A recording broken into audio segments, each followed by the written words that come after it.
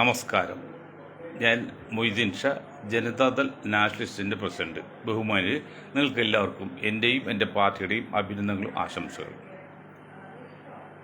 ഈ ആനക്കൂട്ടുണ്ടല്ലോ, ഒരാന യാത്ര മധ്യേ ഏതെങ്കിലും നല്ല തീറ്റ കോളുള്ള സ്ഥലം കണ്ടാൽ അവിടെ നിന്ന് ശബ്ദം പുറപ്പെടുവിക്കുന്നതാണ്.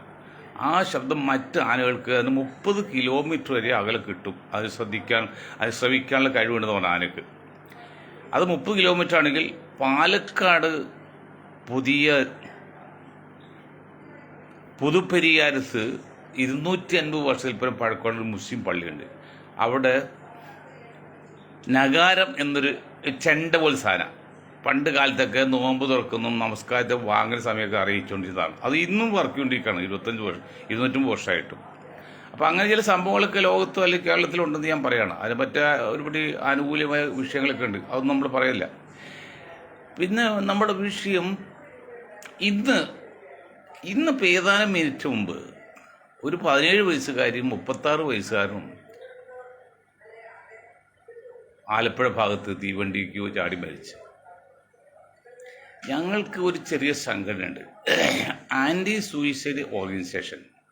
അതിൽ കേരള ചാപ്റ്റർ ചെയർമാനാണ് മൊയ്തീൻ ഷാ. ഞങ്ങൾ പറഞ്ഞൊരു മുദ്രാവാക്യമുണ്ട്: ജീവനൊഴിച്ച് ബാക്കി എന്തിനും ഈ ലോകത്തിന് പരിഹാരം കാണാം. ജീവൻ മാത്രം ഉണ്ടാക്കാനുള്ള സംവിധാനം ഇത് ആക്കിയിട്ടില്ല, അതും ക്രമേണ ആയിക്കൊള്ളാന്നില്ല. അതുകൊണ്ട് എല്ലാവരോടും പറയാനുള്ളത്, ജീവൻ ഒഴിച്ചുള്ള എന്ത് കാര്യങ്ങൾക്കും നിങ്ങൾ സംഭവിച്ചാൽ ദയവ് ഞങ്ങളെ സമീപിക്കൂ, ഞങ്ങൾ പരിഹാരം കാണാം. അതുകൂടെ മറ്റ് ജനങ്ങളോടും പോലീസ് സ്റ്റേഷനോടും ഭരണാധികാരിയോടും പറയുന്നത്, നിങ്ങൾ വ്യക്തമായിട്ടും ശക്തമായിട്ടും ഒരു സത്യപ്രതിജ്ഞ എടുക്കണം. എന്നറിയോ, മാനവകുലമേ അല്ലെങ്കിൽ സമൂഹമേ, സഹോദരി സഹോദരന്മാരെ, നിങ്ങളുടെ ജീവിതത്തിൽ എന്തു തന്നെ വിഷയം ഉണ്ടായാലും ജീവൻ ഒഴിച്ചുള്ള മറ്റ് എല്ലാ കാര്യങ്ങൾക്കും ഞങ്ങൾ പരിഹാരം കാണാൻ ഞങ്ങളെ സമീപിച്ചാൽ മതി. ഞങ്ങൾ ഒന്നും നടപടി എടുക്കുകയോ അല്ലെങ്കിൽ കുറ്റപ്പെടുത്തുകയോ അല്ലെങ്കിൽ ശിക്ഷ കൊടുക്കില്ല. അതൊക്കെ തെളിവിൻ്റെ അടിസ്ഥാനത്തിൽ എന്നൊരു ഉറപ്പ് കൊടുത്താൽ മാത്രമേ ഈ അങ്ങനെ ചിന്തിക്കുന്നവർക്ക്, ചെറിയ ദുർബല ഹൃദയരെ ചിന്തിക്കുന്നവർക്ക് ഒരു പ്രതീക്ഷയുള്ളൂ. അപ്പോൾ ദയവ് ഇത് ആദ്യമായിട്ട് വീട്ടിൽ മക്കളോടും ഭർത്താക്കളോടും പരസ്പരം പറയണം. ഒരു ഒരു പ്രതിജ്ഞ എടുക്കണം. എന്താണ്? ബന്ധുമിത്രാദികൾ, കുടുംബാംഗങ്ങളെ, നിങ്ങളുടെ ജീവിതത്തിൽ എന്ത് സംഭവിച്ചാലും ഞങ്ങളെ സമീപിക്കണം, ഞങ്ങൾ പരിഹാരം കണ്ടോളാം. ഞങ്ങൾ ജീവിച്ചിരും കാലം നിങ്ങളൊന്നും ഭയപ്പെടേണ്ടി വരില്ല എന്ന് ഉറപ്പ് കൊടുക്കണം. ഭാര്യ ഭർത്താവിനും, ഭർത്താവ് ഭാര്യയും, അതിൽ പോലീസ് സ്റ്റേഷനിലാണെങ്കിലും അങ്ങനെ എല്ലാവരും ഉറപ്പ് കൊടുത്തില്ലെങ്കിൽ നമ്മുടെ ആൾക്കാർ ചത്തുപോകും. ജനസംഖ്യ വർദ്ധിക്കുമ്പോൾ ആത്മഹത്യ എണ്ണം കൂടുതൽ, അത് മനഃശാസ്ത്രമാണ്, അതൊക്കെ സംഭവിക്കും. എന്നാൽ ഇത് കുറച്ച് കടന്നു പോകുന്നു, അതൊന്ന് ശ്രദ്ധിക്കണം. മറ്റൊന്ന് പ്രധാനപ്പെട്ട വിഷയം എന്ന് പറയുന്നത് പേപ്പട്ടി വിഷയം. എന്തൊരു വിരോധാഭാസവും തട്ടിപ്പ് വഞ്ചനാണ് എന്ന്. കേരളത്തിലെത്താൻ പേപ്പട്ടി ശല്യവും പിന്നെ അത്രയും മരുന്ന് വാങ്ങിക്കുന്നത് വേറെ ഒരു സ്റ്റേറ്റും ഇല്ലെന്നാണ് നമ്മൾ മനസ്സിലാകുന്നത്. ഇന്ത്യയുടെ വലിപ്പത്തിൽ 2 ഭാഗമുണ്ട് സൗദി അറേബ്യ.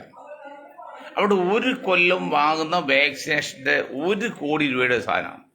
അത് കാലാവധി കഴിയുമ്പോൾ അത് നശിപ്പിച്ചു കളയാണ്, കാരണം പട്ടിയില്ല. മറ്റ് ലോകത്തിന് ഒരു കോണിലും പേ പിടിച്ച പട്ടികളില്ല. കേരളത്തിൽ മാത്രം ഇത്ര ആധിക്യമുള്ളൂ. 25 കോടി രൂപയാണ് കേരളത്തിൽ പേപ്പട്ടി വിഷം ആൻറ്റി വാക്സിന് വേണ്ടി മുടക്കുന്നത്. അതെല്ലാം ഏതാനും ചില വ്യക്തികളിലേക്കോ സംഘടനയിലേക്കോ പോകണം. എന്ത് ന്യായമാണ്? കാരണം പേ പിടിച്ച മനുഷ്യനെ വെടിവെച്ച് കൊല്ലാനോ അല്ലെങ്കിൽ തടങ്കലിടാനോ ഇവിടെ നിയമമുണ്ട്. എവിടെയും ഭ്രാന്ത് പിടിക്കാമല്ലോ, മനുഷ്യൻ അങ്ങനെയാണല്ലോ.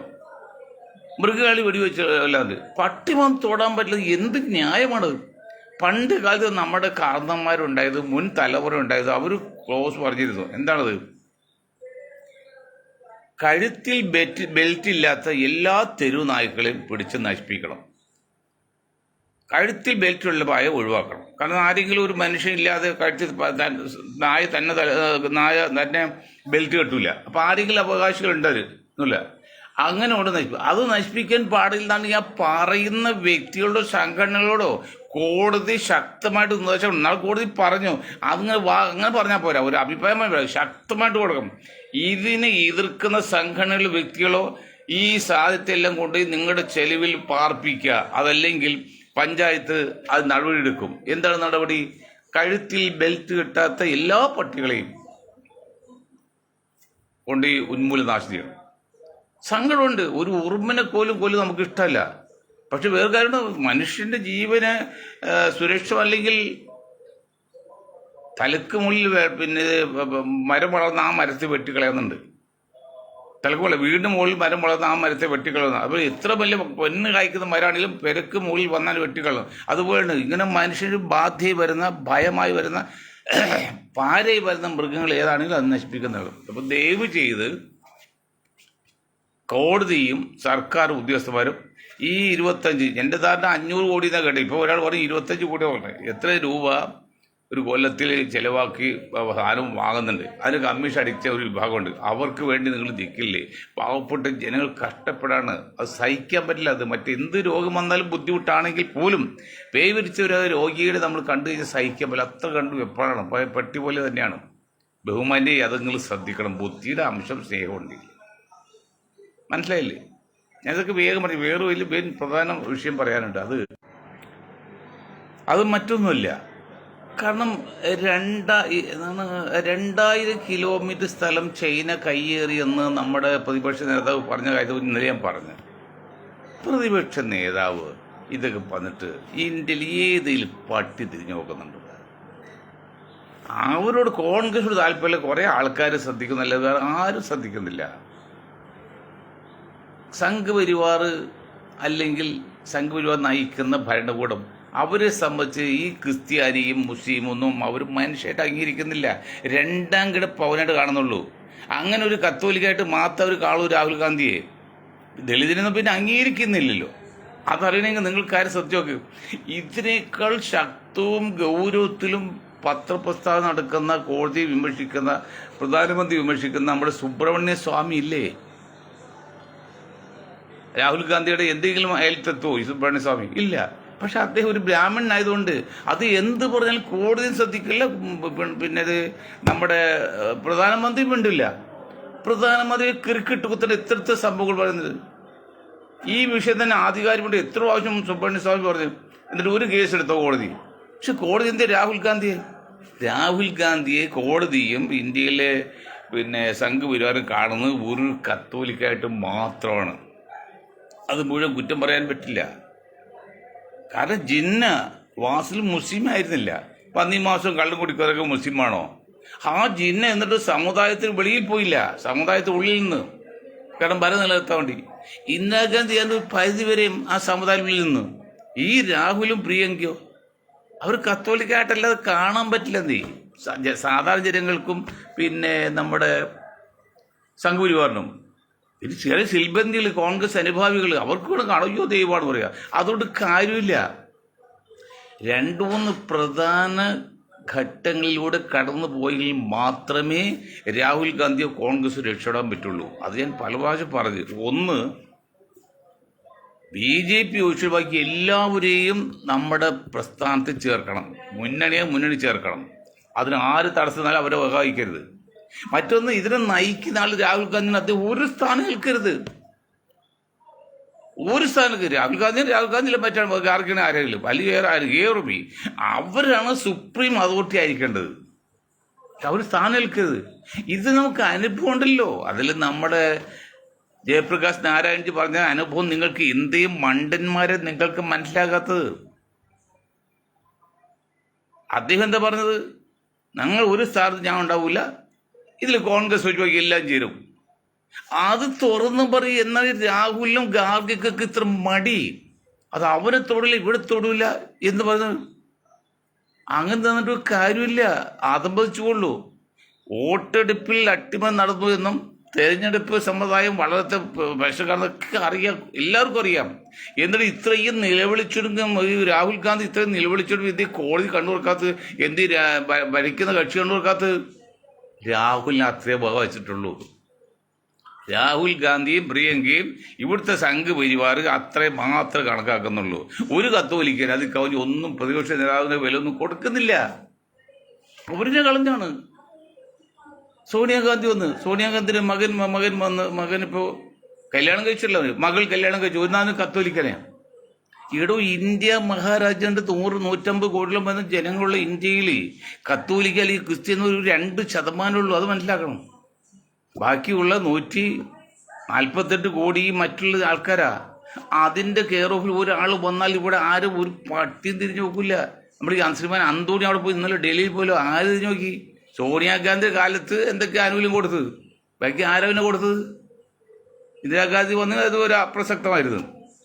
സോണിയല്ല ഇന്ത്യ എന്ന് പറഞ്ഞത്. ഇന്ത്യ എന്ന സോണിയ, സോണിയ എന്ന ഇന്ത്യ എന്ന് പറഞ്ഞാൽ വെറുതെ പൊട്ടത്തരം. അതൊന്നും അല്ല. ജനങ്ങൾ അങ്ങനെ അംഗീകരിക്കുക. പണ്ട് ഇന്ദിര എന്നാൽ ഇന്ത്യ, ഇന്ത്യ എന്നാൽ ഇന്ദിരാന്ന് പറഞ്ഞിരുന്നത് അതൊക്കെ അടിയന്തരാവസ്ഥ കാലഘട്ടത്തിലാണ്. ഇന്ദിരാഗാന്ധി ഇന്നലെ പറഞ്ഞില്ല, ഇന്ദിരാഗാന്ധിയാണല്ലോ ആദ്യമായിട്ട് കുഴപ്പമുണ്ടാക്കിയത്. ആ പാരമ്പര്യമായിട്ട് അച്ഛന് പകരം മകൾ വന്നത് അത് കൃത്യമായിട്ട് ആ ശാസ്ത്രീയൊക്കെ തട്ടിക്കളഞ്ഞ് അധികാരത്ത് വന്ന് വൃത്തികേടാക്കി കളഞ്ഞ് നശിപ്പിച്ചു കളഞ്ഞില്ലേ ഇന്ത്യ. നിങ്ങൾ എന്ത് അത് എന്ന് പറയാതെ നല്ല വെള്ളം ചോദിച്ചിട്ട് വല്ല കാര്യമുണ്ടോ? അതപ്പോൾ ഇന്നലെ ആ കുടുംബാധിപത്യം, ആ മക്കളാധിപത്യം, അതൊന്നും പറ്റില്ലെന്ന്. ഇന്ത്യയെ പോലെ ഭൂസ്വരതയുള്ള 180 കോടിയോളം ജനങ്ങളുള്ള ഏറ്റവും കൂടുതൽ ജനസംഖ്യയുള്ള ഏറ്റവും വലിയ ലോകത്തെ ഏറ്റവും വലിയ ജനാധിപത്യ രാജ്യം എന്ന് പറയുന്ന, ഇപ്പം പറയുന്നുള്ളൂ ജനാധിപത്യം ഇല്ല ഇവിടെ. ആ രാജ്യത്തിൽ കുടുംബാധിപത്യത്തിനും മക്കളാധിപത്യത്തിനും ഒന്നും സ്ഥാനമില്ലെന്നേ. അതെന്താ മനസ്സിലാക്കാത്തത്? നശിപ്പിച്ചുകളാണ് ഒരു പറ്റം തെമ്മാടികൾ. അച്ഛനെയും മകനെയും പേരക്കടവനെയും കുടുംബ ആധിപത്യം പറഞ്ഞുകൊണ്ട് ഇന്ത്യ എന്ന മഹാരെ നശിപ്പിക്കുകയാണ്. അവർ നശിപ്പിക്കുന്നത് കൊണ്ടാണ് ഇവിടെ സംഘപരിവാർ ഇത്ര പെട്ടെന്ന് വളരുന്നത്. ഇനിയിപ്പോൾ സംഘപരിവാറിന് ചോദിച്ചെന്ന് ആരുമില്ല. ആ ഘട്ടത്തി കമ്മ്യൂണിസ്റ്റുകാർ പറഞ്ഞു ഞങ്ങളില്ല. എവിടെ കമ്മ്യൂണിസ്റ്റ് എവിടെ? എവിടെ തന്നെ BJPക്ക് എതിരെ മിണ്ടാൻ പറ്റുമോ? മിണ്ടാൻ പറ്റുമോ? എല്ലാ കാര്യങ്ങളും BJPക്ക് വഴി കൊടുക്കല്ലേ ഈ പിണറായി സഖാവ്, പിണറായിയുടെ ഭരണകൂടം. അപ്പോൾ നമ്മളെ വേറെ ആൾ പറഞ്ഞല്ലോ, ഒരു റെയിൽവേ TTR നമ്മുടെ ഷംഷീർ ഇപ്പോൾ തലയിൽ കൊടുത്ത 1 വർഷമായിട്ടേ ഒന്നുമില്ല, പള്ളി തിരിച്ചെടുത്തല്ലോ. TTR എന്താണ് എന്തോ ബുദ്ധിമുട്ടായത്. ഇവിടെ ഷമീറൊന്നും വിലയില്ലെന്ന് ആ വാക്കുനാ സ്ത്രീകളെ പിണറായി പറഞ്ഞ് കേൾക്കില്ല. പിന്നീട് ഷമീർ പറഞ്ഞാൽ വെറും തോന്നലുകളാണ്.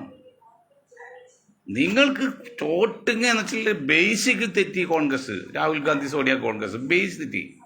പ്രധാനപ്പെട്ട ആൾക്കാരെല്ലാം കോൺഗ്രസ് കളഞ്ഞ് അവരമ്മയും മോളും മാത്രമായി, അമ്മയും മോനും മാത്രമായി. ഇപ്പം അമ്മയും മോളുമായി. അതുകൊണ്ട് ഭരിക്കാൻ പറ്റില്ല. ഭരിക്കണമെങ്കിൽ ജനാധിപത്യ സമ്പ്രദായത്തിൽ മുന്നോട്ട് പോയിട്ട് കുടുംബാധിപത്യവും മക്കളാധിപത്യവും മാറ്റി കോമൺ സീറ്റ് പ്ലാറ്റ്ഫോം വേണം. അത് ഞാക്കുന്ന കോൺഗ്രസ് മാത്രമല്ല, ആ വഴിയെ ശീലിച്ചിട്ട് ഇപ്പം മറ്റെല്ലാ പാർട്ടികളും, കാശ്മീർ മുതൽ അസം മുതൽ മറ്റെല്ലാ പാർട്ടികളും മക്കൾ പാരമ്പര്യമായി എന്ന് മാത്രമല്ല, മക്കൾ പാരമ്പര്യം ക്രിസ്ത്യൻ പാരമ്പര്യം അങ്ങനെ മാത്രമല്ല, ചിലർ തൊടൂല, ചിലർ തൊട്ടേ തൊടൂല. അങ്ങനെ ചിലർ തൊടൂല, തൊട്ടേ തൊടൂല്ലെങ്കിൽ നമുക്ക് അതിന് മാത്രം കപ്പാസിറ്റി വേണം, അതിന് വെയിറ്റ് വേണം, പവർ വേണം. അതുണ്ടോ? രാഹുൽ ഗാന്ധി നിലവിലോട് എത്ര വർഷമായിപ്പോൾ അഴിമതിയെ കുറിച്ചൊക്കെ, എന്നിട്ട് എന്തേ തിരിഞ്ഞു നോക്കത്തെ?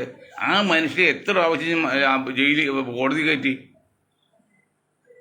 എന്തെങ്കിലും ഒരു വെയിറ്റ് ഉണ്ടായിരുന്നെങ്കിൽ കോടതി കയറ്റുമോ? ഈ സുബ്രഹ്മണ്യ സ്വാമി കളിച്ചിട്ട് എത്ര എന്നിട്ട് എന്തിയ കോടതി കയറ്റാത്തത്? അത് ബ്രാഹ്മണനാണെങ്കിൽ അവന് നിയമം ബാധകമല്ല. അതായത് ലക്ഷമുള്ളവർ പ്രഭുവാണെങ്കിൽ കോടിയുള്ളവൻ ഈശ്വരാണ്. ഈശ്വരൻ നമ്മൾ പറഞ്ഞ് കോടീശ്വരൻ എന്ന് പറഞ്ഞത്. കോടീശ്വരന്മാർക്ക് ഇവിടെ നിയമമില്ല. ഈശ്വരന്മാർക്ക് നിയമമുണ്ടോ? ഇല്ല. ഈശ്വരന്മാർക്ക് എന്താണ്? അത് വിശ്വാസമാണ്. അവർ നിയമവും തെളിവുമില്ല. അതുപോലെ കോടീശ്വരന്മാർ ദൈവമാണ്, ദൈവത്തിനോട് നിയമമില്ല. അതാണ് കോടീശ്വരൻ. അതുപോലെ ഈ ബ്രാഹ്മണിക്കൽ പാർട്ടി അവർക്ക് എന്തു ചെയ്യാം? ചോദിക്കാൻ പറ്റില്ല. ഇതൊന്നും മനസ്സിലാക്കാതെ രാജീവ് ഗാന്ധി കൊണ്ടുവന്ന് സോണിയാഗാന്ധി കത്തോലിക്ക കല്യാണം കഴിച്ച് ഇവിടെ കൂടെ മതം മാറാതെ നിന്ന് അവസാനം രാജീവ് ഗാന്ധി മരിച്ച് സോണിയാഗാന്ധി മരിച്ചതും ഇല്ലാണല്ലോ. ഇപ്പോൾ ജീവിച്ചിരിക്കലും ഇതില്ല. ഇന്ത്യയുടെ പ്രത്യേക സാഹചര്യം, സർക്കംസ്റ്റൻസ്, ചുറ്റുപാട് നോക്കണ്ടേ? എന്താണ് പാരമ്പര്യം, എന്താണ് സാമൂഹ്യ രീതി, എന്താണ് സമ്പ്രദായമൊക്കെ അറിയണ്ടേ? രാജീവ് ഗാന്ധി വന്നിട്ട് പിടിച്ചെടുക്കാൻ പറ്റുമോ? എങ്ങനെയോ അമ്മ മരിച്ചതിൻ്റെ പേരിൽ കുറച്ചാളൊന്നും പിന്നെ പോയത്. ഇപ്പം രാഹുൽ ഗാന്ധി വന്ന് വർഷം എത്രയും ഒരു മന്ത്രി പോലും ആയിട്ട്, ഒരു മുഖ്യമന്ത്രി ആയിട്ട്, ഒരു മന്ത്രി പോലും ആയിട്ടുണ്ടോ രാഹുൽ ഗാന്ധി? എത്ര വർഷമായിപ്പോ? അത് 27ാമത്തെ വയസ്സിൽ രമേശ് ചെന്നിത്തല കേരളത്തിൽ മന്ത്രിയുണ്ട്. 29-30 വയസ്സിലായിട്ട് മുഖ്യമന്ത്രി ആരും മുഖ്യമന്ത്രിയുണ്ട്. ഈ രാജ്യത്ത് പ്രധാനമന്ത്രിയായി നടക്കുന്ന രാഹുൽ ഗാന്ധി ഏതെങ്കിലും മുഖ്യമന്ത്രി ഒരു സ്റ്റേറ്റിൽ മുഖ്യമന്ത്രി ആയിട്ടുണ്ടോ? അത് ശ്രമിച്ചിട്ടുണ്ടോ? വേണ്ട, ഡൽഹിയിൽ 2 സീറ്റ്, വേറെ ഒന്നും വേണ്ട, 2 സീറ്റ് ഡൽഹിയിൽ നിന്ന് ജയിക്കാൻ ഈ ആങ്ങളെ ഇപ്പം നിങ്ങൾ ശ്രമിച്ചിട്ടുണ്ടോ? അവർക്ക് കഴിവില്ല എന്നവർ തെളിയിച്ച്. എങ്ങനെ തെളിയിച്ച്? 541 സീറ്റുള്ള ഇന്ത്യൻ പാർലമെന്റിലേക്ക് ഈ വയനാട്ടിൽ നിന്ന് മുസ്ലിം ലീഗിന്റെ കാലിന്റെ അടിയിൽ നിന്ന് ജയിച്ച് അറമാച്ചപ്പോഴേ ഇന്ത്യ ലീഗ് മൊത്തം നേതാക്കളും ഒക്കെ മനസ്സിലാക്കി രാഹുൽ ഗാന്ധി അൺഫിറ്റ്. തെളിയിച്ച്, രേഖം തെളിയിച്ചിരിക്കാനല്ല, വെറുതെ അല്ല. ഇത് ഞങ്ങൾ പറയാൻ വേണ്ടില്ല. ഞങ്ങൾക്കത് രാഹുൽ ഗാന്ധി വല്ല വെറുപ്പുണ്ടോ? കോൺഗ്രസ് വെറുപ്പുണ്ടോ? പ്രതിപക്ഷ വെറുപ്പുണ്ടോ? ഒന്നുമില്ല. പ്രതിപക്ഷ വെറുപ്പില്ല, നമ്മൾ അംഗീകരിക്കുകയാണ്. പക്ഷെ ഇതുപോലെ മണ്ടത്തരം കാണിക്കാൻ നമുക്ക് സഹിക്കാൻ പറ്റുന്നില്ല. അതാണ് കളി. അങ്ങനെയല്ല. ഇന്നത്തെ സംഘപരിവാറിനെതിരെ കളിക്കാൻ വേണ്ടി അങ്ങനെ ചെറിയ കളിയിൽ നടക്കൂല. അവർ അത്രകണ്ട് വെൽ അല്ലെങ്കിൽ പ്ലാനാണ്.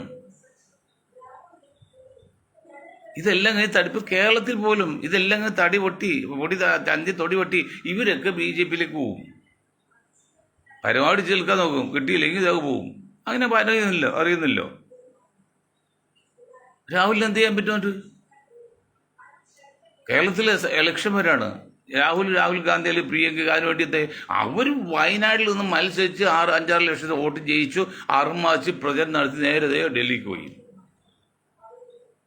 അവിടെ തന്നെ മനസ്സിലായില്ലേ നിങ്ങൾ? ഞാൻ പറഞ്ഞ സാമാന്യ ബുദ്ധി ഉണ്ടെങ്കിൽ നിങ്ങൾ എന്നോട് ദേഷ്യപ്പെട്ടില്ല കാര്യമില്ല. ലാബിൽ കൊണ്ടുപോയി രക്തം പരിശോധിക്കാൻ കൊടുത്ത ആ രക്തത്തിൽ കാണുന്ന പറയും. അല്ലാതെ ലാബുകാരോടൊന്നും ചെയ്യാൻ പറ്റില്ല. പോലെ ഞങ്ങൾക്ക് കാണുമെന്ന് പറയാല്ലാതെ പക്ഷം പിടിച്ച് പറയാൻ പറ്റില്ല. പക്ഷം പിടിച്ച് പറയെങ്കിൽ ഏതും മുന്നിൽ നിന്നുകൊണ്ട് അവർ ദൈവമായിട്ട് കണ്ട എന്ത് ആകായിരുന്നു? ആത്മാർത്ഥമുള്ള മനസ്സ് ഉടമ്പയായതാണ് എനിക്ക് നാശത്തിൽ കാരണം എന്ന് ഞങ്ങൾപ്പോഴൊക്കെ പറഞ്ഞ പോലെ നമ്മൾക്കൊരു ആത്മാർത്ഥമുള്ള മനസ്സുണ്ടായി. അത് പക്ഷം പിടിക്കാത്ത മനസ്സ്, നിഷ്പക്ഷമായ മനസ്സ്.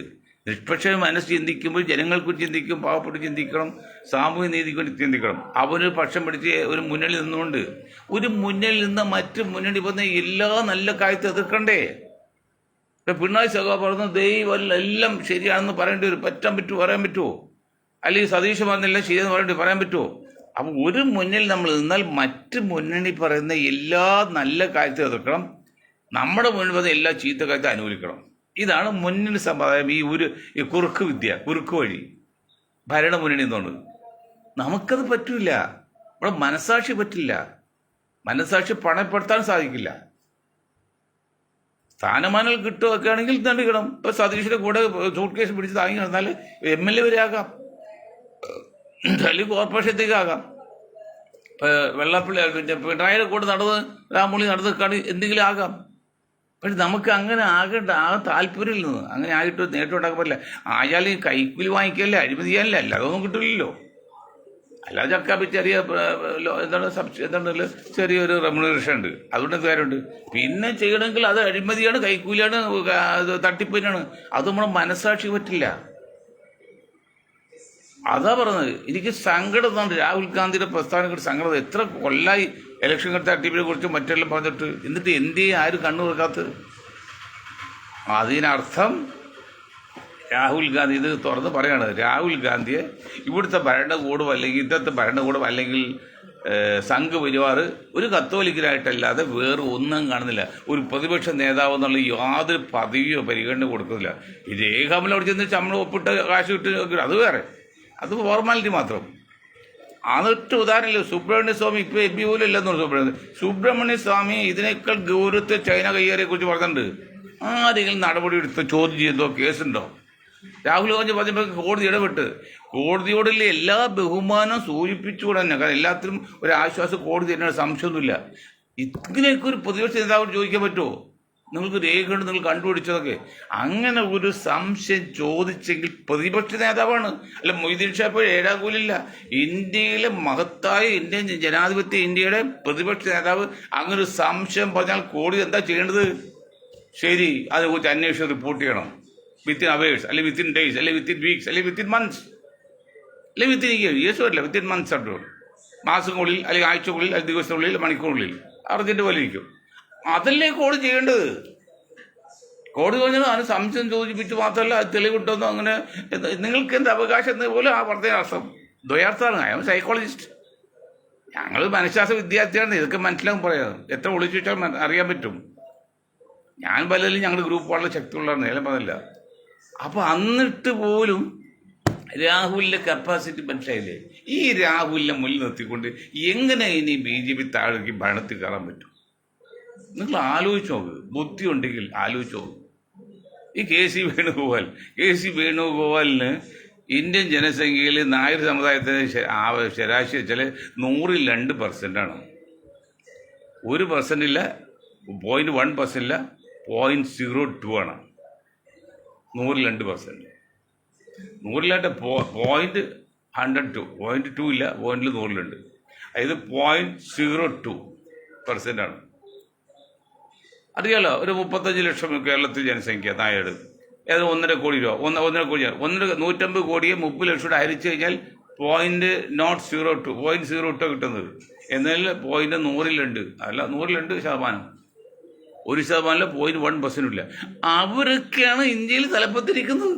10 വോട്ടില്ല. കേരളത്തിൽ 110 വോട്ട് ചെയ്യുമ്പോഴാണ് ഒരു വോട്ട് UDF കിട്ടുന്നത്, കോൺഗ്രസ് കിട്ടുന്നത് കേരളത്തിൽ ഈ നായരുടെ. അവരൊക്കെയാണ് നമ്പർ 1 ദേശീയ ലെവലിൽ. എന്നിട്ട് എങ്ങനെയാണോ രാഹുലെ നിങ്ങൾ ഈ രാജ്യം പിടിച്ചെടുക്കുന്നത്? ഇപ്പം പ്രിയങ്ക ഗാന്ധി കഴിഞ്ഞ ദിവസം പ്രിയങ്ക ഗാന്ധിയുടെ മകൾ വന്നു, ആന്റണിയോ മകൻ വന്നുകൊണ്ട് അടുത്ത ആൾക്കെല്ലാം മകൻ നിൽക്കും. അപ്പോഴും 10-20 വയസ്സാവും. ആയിക്കോട്ടെ, കുഴപ്പമില്ല. അങ്ങനെ മകനൊക്കെ പാർലമെന്റിൽ എത്തിയാൽ മതിയെങ്കിൽ ഒരു കുഴപ്പമില്ല. പക്ഷെ അത് പോരല്ലോ, 272 സീറ്റ് കിട്ടണ്ടേ? അതിൻ്റെ തെറ്റെന്താണ്? അതിൻ്റെ അതിൻ്റെ അടങ്ങിയിരിക്കുന്ന ക്ഷീണം എന്താണെന്ന് കോൺഗ്രസ്സുകാർക്ക് ഇതേവരെ മനസ്സിലായിട്ടില്ല.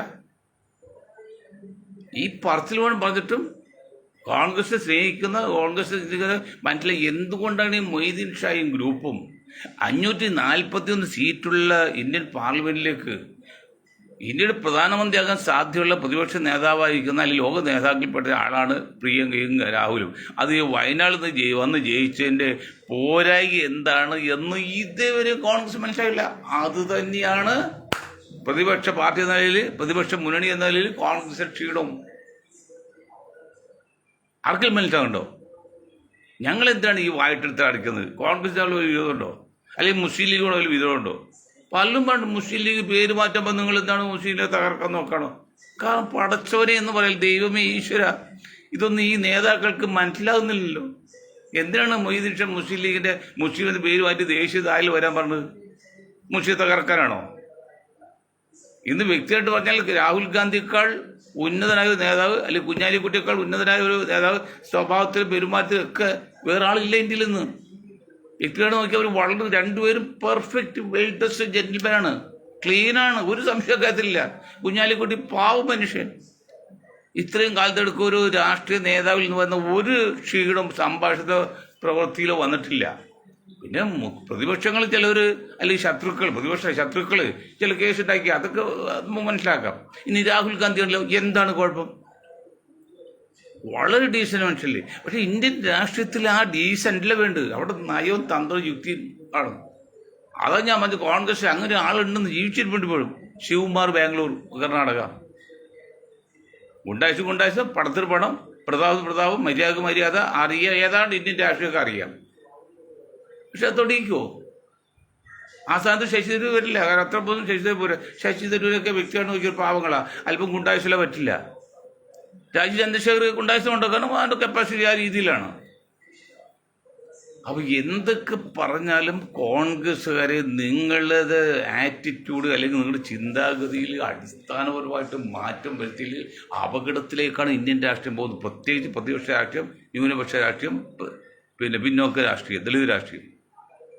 അത്ര കണ്ട് ആഴത്തിലും ദൂരവ്യാപകമായിട്ടും സംഘപരിവാർ വളർന്നു വന്നു ഒരു നിലക്ക് ഒതുക്കാൻ പറ്റുന്ന രീതിയല്ല കഴിഞ്ഞു. അതിനപ്പുറത്ത് കഴിഞ്ഞു. പാവം, അത് രാഹുൽ ഗാന്ധിയെ പ്രിയങ്കയെ മനസ്സിലാക്കുന്നുണ്ടോ? പ്രിയങ്കക്കൊക്കെ ഇന്ത്യൻ രാഷ്ട്രീയത്തിൽ ഏത് ക്വാളിറ്റി വെച്ച് നോക്കിയാണ് ഈ രാഹുൽ പിന്നെ മോഡിയുടെയൊക്കെ ഒപ്പം നിന്ന്? മോഡി നല്ലത്, പ്രിയങ്ക മോശമല്ല. അവരുടെ ആ കുതന്ത്രം, ആ തട്ടിപ്പ് രാഷ്ട്രീയത്തിൽ നിന്ന് എങ്ങനെ പിടിച്ചു നിൽക്കാൻ പറ്റും? വോട്ടിംഗ് സിസ്റ്റത്തിൽ അപാകത ഉണ്ടെന്ന് 100% ശരിയാണ് പറഞ്ഞിട്ട് ഒരു വിരലനക്കാൻ പറ്റുന്നുണ്ടോ? കാരണം എല്ലാത്തിനും വിലയെടുക്കെടുത്ത് എനിക്കെതിരെ ശബ്ദിക്കുന്നവരൊക്കെ നിർത്തണം. ഇന്നലെ ഞാനൊരു വാർത്ത കേട്ടു, എന്താ ശരിയെന്നറിയില്ല, ശരിയെന്ന് നിങ്ങൾ അന്വേഷിക്കുക. അതായത് ഗുജറാത്തിൽ നിന്ന് ഉറങ്ങി കിടന്ന ഒരാളെ പാതിരക്ക് കൊണ്ട് വിളിച്ചുകൊണ്ട് കണ്ണും കെട്ടി കാലും കെട്ടി കയ്യും കെട്ടി കുറേ ദൂരം കൊണ്ട് ബോട്ടിൽ കൊണ്ട് കടലിൽ ചെന്നപ്പോൾ നീ ഇറക്കി വിട്ട് നീന്തിക്കളം പറഞ്ഞത്, നീ തിരിഞ്ഞു നോക്കിയാൽ വെടി വയ്ക്കും, അല്ലെങ്കിൽ തിരിഞ്ഞു നോക്കാതെ നീന്തിക്കളം നീന്തി ബംഗ്ലാദേശിൽ ചെന്ന് പറഞ്ഞൊരു വാർത്ത കേട്ട്. എന്തുമാ ചെയ്തില്ല ഇവിടെ ഒരു വാർത്ത. അത് അമേരിക്കൻ ടൈംസ് ഓഫ് ഇന്ത്യ അല്ല, അമേരിക്കയിലെ ന്യൂയോർക്ക് ടൈംസ് റിപ്പോർട്ട് ചെയ്താണ്. അത് ഇവിടെ ഒരു വാർത്ത നമ്മൾ കണ്ടിട്ടില്ല. ന്യൂയോർക്ക് ടൈംസ് റിപ്പോർട്ട് ചെയ്ത വാർത്തയാണിത്. ഗുജറാത്തിൽ ഉറങ്ങി കിടന്ന 56 വയസ്സുള്ള ഒരാളെ അസഡിയാകുന്ന ആളെ പോലീസ് ചെന്ന് പിടിച്ചുകൊണ്ട് കൈയും കാലും കെട്ടി കണ്ണും കെട്ടി ബോട്ടിൽ കൊണ്ടുപോയി കുറേ ആണ് ഓടിച്ച് കഴിഞ്ഞിട്ട് ലൈഫ് ജാക്കറ്റ് കൊടുത്തിട്ട് ചാടി ഇറങ്ങിക്കോളാൻ പറഞ്ഞ് ഇറങ്ങി നീന്തിക്കോ, തിരിഞ്ഞു നോക്കിയാൽ പിടിവയ്ക്കും, കൊല്ലുന്ന നടക്കും. അങ്ങനെ ബംഗ്ലാദേശ് എന്ന് പറഞ്ഞാൽ എന്തെന്ന് ഇനി ബംഗ്ലാദേശി ആണെന്ന് വിചാരിക്കുക, നമ്മൾ തീർക്കില്ല. അങ്ങനെയൊക്കെയാണ് അതിൻ്റെ ഫോർമാലിറ്റി. അപ്പോൾ അത്ര മോശമായ രീതിയിലേക്ക് ഇന്ത്യൻ രാഷ്ട്രീയം, ഇന്ത്യയുടെ രാഷ്ട്രീയ പ്രവർത്തനം, ഭരണകൂടത്തിൻ്റെ ഭീകരത മാറിയിട്ടും ഇപ്പോഴും രാഹുൽ ഗാന്ധിയും പ്രിയങ്കയ്ക്ക് അതിനെക്കുറിച്ച് മിണ്ടുന്നില്ല. അവർ ചിന്തിക്കുന്നില്ല, ചിന്തിച്ചിട്ട് കാര്യമില്ല. ഈ കുറെ കഴുതക്കാരൻ കഴിഞ്ഞ് നിൽക്കുമ്പോൾ കുറെ കാലം പറഞ്ഞു നിൽക്കാന്നല്ലാതെ എന്ത് ചെയ്യാൻ പറ്റും? ഒന്നാമത്തെ ഈ മോഡി വിരോധം അങ്ങോട്ട് മാറ്റി വയ്ക്കുക, എന്നിട്ട് ആദർശത്തോട് പറയും ആശയത്തോട് എതിർക്കണം. കേന്ദ്ര ഗവൺമെന്റ് എതിർക്കുന്നുണ്ട്, മോഡി എന്ന് വാക്ക് ഉപയോഗിക്കുക, അത്ര പ്രചരണമല്ലേ ഇത്? മദ്യം വിഷമാണ്, വിഷം മദ്യമാണുള്ള പരിചയം ചെയ്യുമ്പോൾ പ്രചാരണം കൊണ്ടുണ്ടല്ലോ. മദ്യത്തിന്റെ പരസ്യം കൊടുക്കുമ്പോൾ നിങ്ങൾ മോഡി എന്ന് പറഞ്ഞ് വിമർശനം നിർത്ത്. അതൊരു വ്യക്തിയാണ്, മോഡി ഒരു വ്യക്തിയാണ്. മോഡി അന്ധമായി വിരോധം ഉണ്ടായിട്ടില്ല. നമ്മൾ ആദർശിച്ച പോളിസിയാണ്. കേന്ദ്ര ഗവൺമെന്റ്, സെൻട്രൽ ഗവൺമെന്റ് അല്ലെങ്കിൽ ഗവൺമെന്റ് ഇന്ത്യയാണ് വേണ്ടത് വിമർശിക്കേണ്ടത്, അല്ല മോഡിയല്ല. മോഡി ഒരു വ്യക്തി മാത്രമാണ്. ഇപ്പം നാളെ മോഡി അങ്ങോട്ട് പോകും, അത് രാഹുൽ പറഞ്ഞാൽ മോഡിയെ പറയുള്ളൂ, അതാണുള്ളൂ. അതൊക്കെയല്ലേ മോഡിയുടെ കുടുംബ പേരൊക്കെ പറഞ്ഞ് ആക്ഷേപിക്കാൻ തുടങ്ങിയ ഒരു ബുദ്ധിയുള്ള രാഷ്ട്രീയക്കാരനാണോ? അവർ വ്യക്തിയല്ലേ ഇതൊക്കെയുണ്ട്. പ്രസ്ഥാനത്തെ അല്ലെങ്കിൽ ആശയത്തെ, ആദർശത്തെ, പോളിസിയെ അങ്ങ് സംസാരിക്കുക. അതിനൊക്കെ പക്വതയില്ലാത്തതുകൊണ്ടാ. പക്വതയുള്ള ഒരു രാഷ്ട്രീയ നേതാവും ഒരു വ്യക്തിയെക്കുറിച്ച് പറയില്ല. പാർട്ടിയുടെ പ്രധാനമന്ത്രി വേണമെങ്കിൽ പറയാം, പാർട്ടി ആഭ്യന്തരമന്ത്രി പറയാം. വ്യക്തി പറഞ്ഞാൽ തീർന്ന്. ആഭ്യന്തരമന്ത്രിയുടെ സ്ഥിരമായ സംവിധാനമാണ്. വ്യക്തി അമിത്ഷാ സ്ഥിരമല്ല, താൽക്കാലികം അദ്ദേഹം മാറും. പ്രധാനമന്ത്രി മോഡി താൽക്കാലികം മാറും. ഇന്ത്യൻ പ്രധാനമന്ത്രി അല്ലെങ്കിൽ ഇന്ത്യൻ ആഭ്യന്തരമന്ത്രി എന്നൊക്കെ പറഞ്ഞ് സംഭവിക്കുന്നത്. അല്ലെ ഭരണകൂടം, അല്ലെ ഭരിക്കുന്ന കക്ഷി, ഗവൺമെന്റ് നിയന്ത്രിക്കുന്ന നേതാക്കൾ എന്നൊക്കെ പറയേണ്ടത്. അല്ല ഈ മോഡി എന്ന് പറയുന്നത് അത് അദ്ദേഹത്തിന് പ്രചരണമാണ്. അതാണ് രാഹുൽ ഗാന്ധി. ഞാൻ മോനെന്ന് വിളിക്കാം. ഞാൻ 77, രാഹുൽ 40 താഴുള്ളൂ, 8 വയസ്സുകാർ. മോനെ രാഹുലെ, ഇതൊന്നുമല്ല ഇന്ത്യയുടെ ഇപ്പോഴത്തെ രാഷ്ട്രീയ ശൈലി. ആത്മാർത്ഥക്കും സത്യസന്ധക്കും ഒരു കാര്യമില്ല. ഗുണ്ടായുസത്തിനും തട്ടിപ്പിനും വഞ്ചനക്കുമാണ് സാധ്യമുള്ളൂ. ഒരാൾ തട്ടിപ്പ് ചെയ്യുമ്പോൾ മറ്റാൾ പിന്നെ ചിരിച്ചു കളഞ്ഞിട്ട് കാര്യമുണ്ടോ? പൊന്ന് രാഹുലെ, പൊന്ന് കോൺഗ്രസ്സുകാരെ, ഇരിക്കും നിങ്ങളോട് ഒരു വിരോധമില്ല. രാഹുൽ വ്യക്തിപരമായിട്ട് ഒരു കുഴപ്പമുള്ള ആളല്ല, കുഞ്ഞാക്കായും വ്യക്തിയായിട്ട് ഒരു കുഴപ്പമുള്ള ആളല്ല. പക്ഷെ രാഹുലിൻ്റെ ശൈലി മാറ്റണം. കുഞ്ഞാക്ക മുസ്ലിം എന്ന പേര് മാറ്റിയിട്ട് ദേശീയതാൽ പോലും നിങ്ങൾക്ക് മുഖ്യമന്ത്രിയാകാൻ സാധ്യതയുണ്ടെന്ന് പറഞ്ഞുകൊണ്ടും ഞാൻ എൻ്റെ വാക്കുകൾ നിർത്താൻ നിങ്ങൾക്ക് ഒരായി നന്ദി. ജയ് ഹിന്ദ്.